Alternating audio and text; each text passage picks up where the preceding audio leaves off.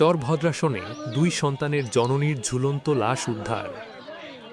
ফরিদপুরের চরভদ্রাসন উপজেলার সদর ইউনিয়নের খালাসিডাঙ্গি গ্রামে রুবেল শেখের স্ত্রী রুনা আক্তার নামের এক গৃহবধূর ঝুলন্ত মরদেহ উদ্ধারকে ঘিরে এলাকায় চাঞ্চল্যের সৃষ্টি হয়েছে। সোমবার ৩ মার্চ ভোররাতে এ ঘটনা ঘটে। মৃত রুনা আক্তার, বয়স ২৮ বছর। তিনি নুরু মৃধা ও শান্তি বেগমের মেয়ে। স্বামী রুবেল শেখের সঙ্গে খালাসিডাঙ্গি গ্রামে একটি ভাড়া বাড়িতে বসবাস করতেন। তাদের দুটি সন্তান রয়েছে, রাহিম বয়স ৮ বছর এবং রাইসা বয়স ৩ বছর। স্বামী রুবেল শেখ জানান, ভোরে তারা সেহরির জন্য ঘুম থেকে ওঠেন। সেহরি শেষে তিনি প্রকৃতির ডাকে বাইরে যান।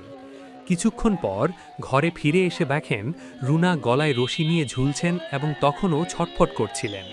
দ্রুত তাকে নামিয়ে স্থানীয়দের সহায়তায় ভ্যানে করে চরভদ্রাসন উপজেলা স্বাস্থ্য কমপ্লেক্সে নেওয়া হয়। হাসপাতালের কর্তব্যরত চিকিৎসক ডাক্তার গোফরানুল হক সিজান জানান, ভোর 5:30টার দিকে তাকে হাসপাতালে আনা হয়। পরীক্ষা নিরীক্ষার পর নিশ্চিত করা হয় তিনি আর বেঁচে নেই।